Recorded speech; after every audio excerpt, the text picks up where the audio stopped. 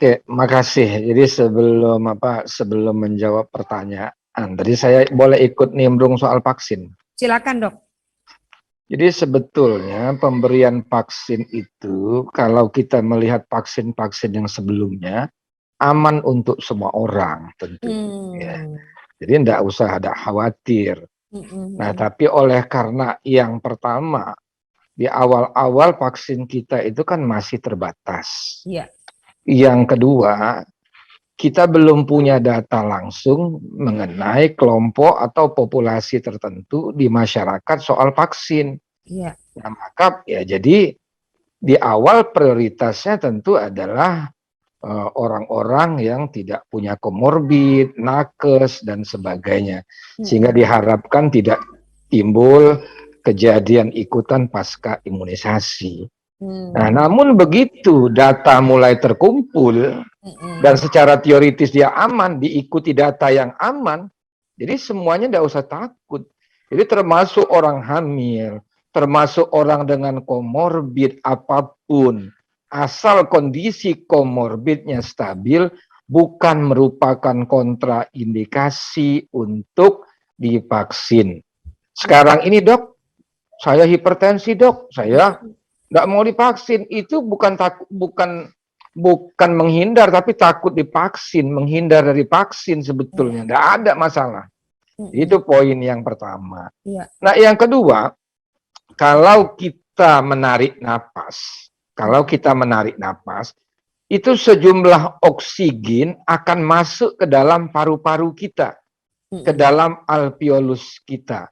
Kalau alveolus itu bisa mengembang sempurna kayak balon, maka volume udara di dalam paru kita itu maksimal. Baik kita.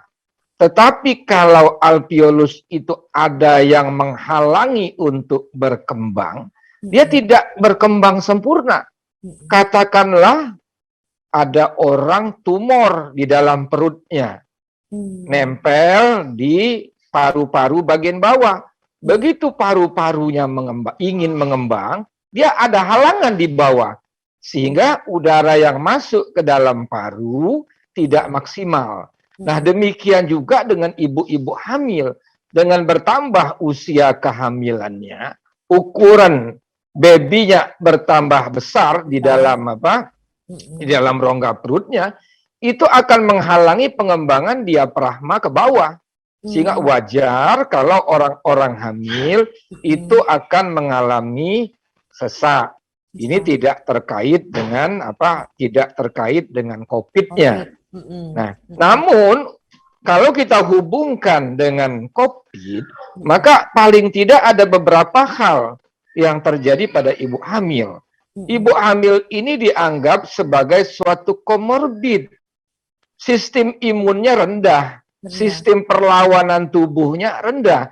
Sehingga kalau ada virus yang masuk ke dalam tubuhnya, tentu kemampuan dia untuk membunuh si virus berbeda dengan individu-individu yang sehat.